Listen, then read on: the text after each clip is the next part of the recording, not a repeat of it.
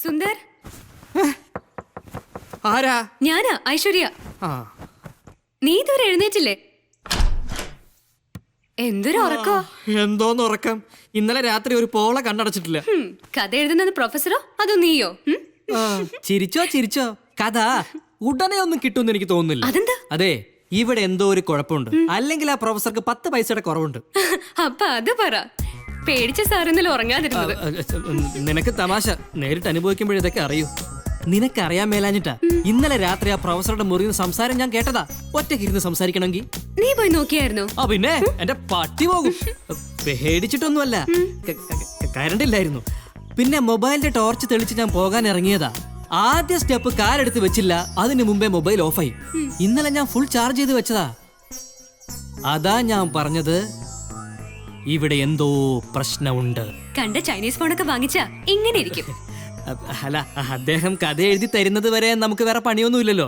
അതുവരെ വീട്ടിൽ പോയിട്ട് വരാമെന്നാ ഞാൻ വിചാരിക്കുന്നത്. അത് കൊള്ളാം. എന്തു കൊള്ളാം? നമുക്കൊരു പ്രൊഡക്ഷൻ എക്സിക്യൂട്ടീവിനെ വെക്കണ്ടേ? Makeup man, art director, cameraman. Sorry, cameraman നീ ഉണ്ടല്ലോ. പേടിപ്പിക്കല്ലേ. നമ്മളതൊക്കെ റെഡിയാക്കി വരുമ്പോഴേക്കും രാംദാസ് സാറിന് ഒരു കഥ കിട്ടിയിട്ടുണ്ടാവും. അത് വെച്ച് നമുക്ക് ആർട്ടിസ്റ്റിനെ ഡിസൈഡ് ചെയ്യാം. എന്തായാലും പുതുമുഖങ്ങളെ വെച്ച് നമ്മൾ ഈ സിനിമ ചെയ്യുന്നുള്ളൂ. ഷൂട്ടിങ്ങിന് മുമ്പ് അവരെ വെച്ചൊരു റിഹേഴ്സൽ ക്യാമ്പ് നടത്തണമെന്ന എന്റെ പ്ലാൻ. അപ്പൊ പിന്നെ നീ വീട്ടിൽ പോയാൽ എങ്ങനെ ശരിയാവും?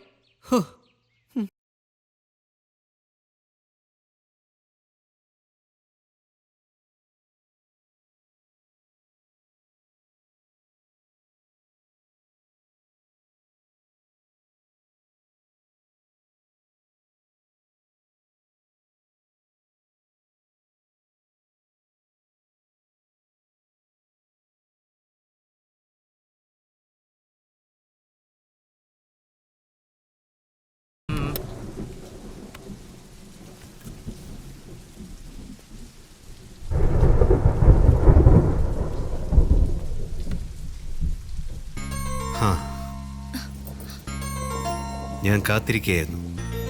വരൂ. സാറ് കീർത്തനം കേൾക്കുന്നത് കൊണ്ട് ശല്യപ്പെടുത്തണ്ടെന്ന് കരുതി. ശ്രീ ശങ്കരാചാര്യരുടെ ഭജഗോവിന്ദമാണിത്. മനസ്സിലായി. ഇപ്പൊ കേട്ട ശ്ലോകത്തിന്റെ അർത്ഥമറിയാവോ? വാർദ്ധക്യം ബാധിച്ച് പരസഹായമില്ലാതെ നടക്കാൻ പോലും കഴിയാത്ത അവസ്ഥയിലും മനുഷ്യൻ അവന്റെ ആഗ്രഹങ്ങൾ കൈവിടുന്നില്ല. സംസ്കൃതം പഠിച്ചിട്ടുണ്ടോ? ഇല്ല. പിന്നെ ഇതെല്ലാം എന്നെ പഠിപ്പിച്ചത് ഹരികൃഷ്ണനാണ്. ഹരികൃഷ്ണനോ? എന്നെ ജീവിതം എന്തെന്ന് പഠിപ്പിച്ചതും അതിന്റെ ലക്ഷ്യം എന്തെന്ന് ബോധ്യപ്പെടുത്തി തന്നതും എല്ലാം ഹരികൃഷ്ണനാണ്.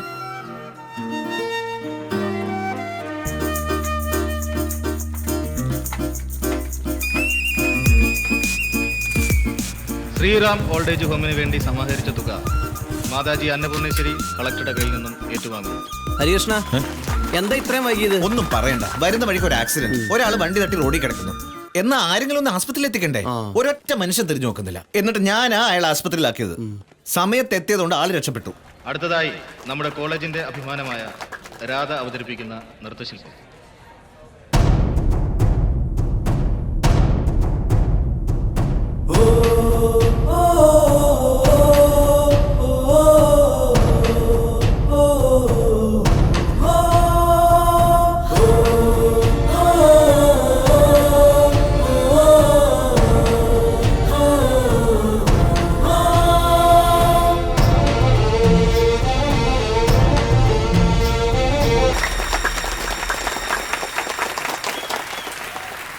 വളരെ നന്നായിരുന്നു. Thank you sir.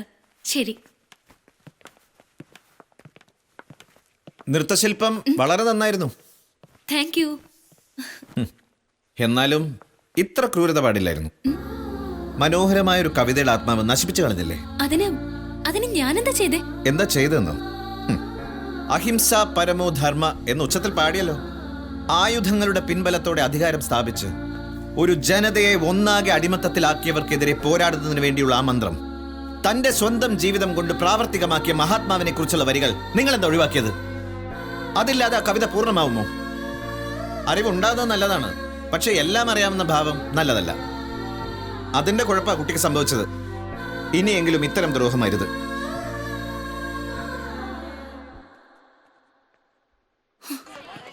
ഹരി, നിന്നെ മാതാജി തിരക്കിയായിരുന്നു.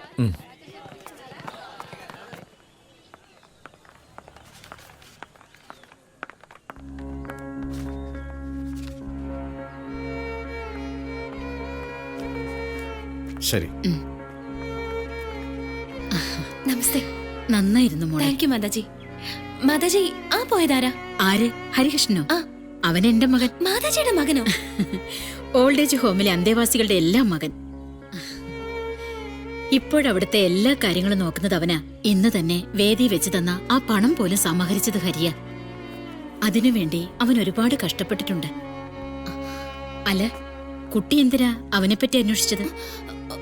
ഒന്നുമില്ല മാതാജി, ഞാൻ വരട്ടെ.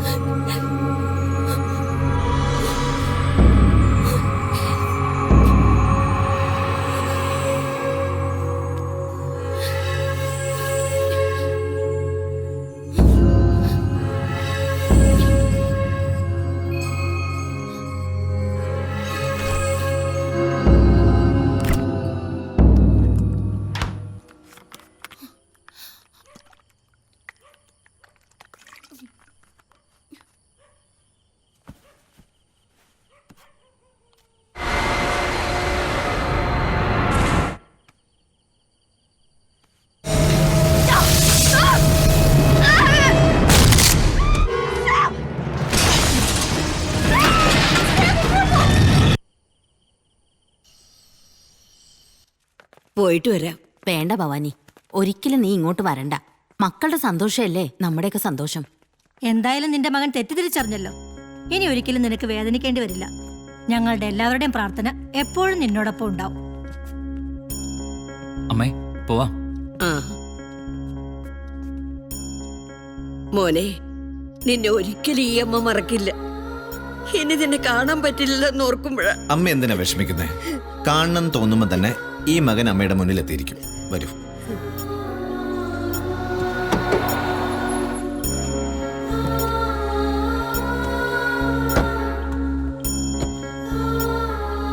ആ രാജേന്ദ്രൻ, ഈ അമ്മ ഞങ്ങൾക്ക് ഒരിക്കലും ഒരു ഭാരമല്ല. പിറന്നു വീഴുന്ന നിമിഷം മുതൽ ആ കുഞ്ഞിനെ കുറിച്ച് സ്വപ്നം കണ്ടു തുടങ്ങുന്നവരാണ് എല്ലാ മാതാപിതാക്കളും. നമ്മൾ പുറത്തുപോയി തിരിച്ചു വരുന്നവരെ പ്രാർത്ഥനയോടെ വീട്ടിൽ കാത്തിരിക്കുന്നവരാണ് അച്ഛനമ്മമാർ. വാർദ്ധക്യം അവരുടെ രണ്ടാം ബാല്യമാണ്. അവരെ ശുശ്രൂഷിക്കുന്നതിനേക്കാൾ വലിയ പുണ്യം വേറെയില്ല.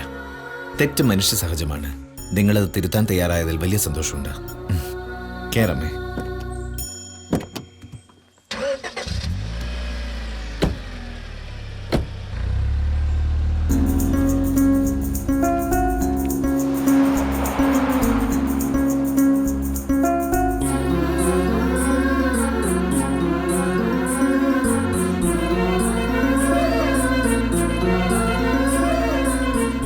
എന്താ ഇവിടെ? ഞാൻ കാണാൻ വന്നതാ.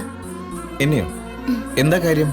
ആ കവിത ഗാനമായി ചിട്ടപ്പെടുത്തിയപ്പോ സംഭവിച്ചു പോയ തെറ്റാ, അല്ലാതെ ബോധപൂർവം ചെയ്തതല്ല. ഓ, അതാണോ കാര്യം?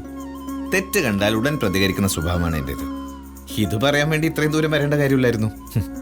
ശരി, എനിക്ക് അല്പം തിരക്കുണ്ട്.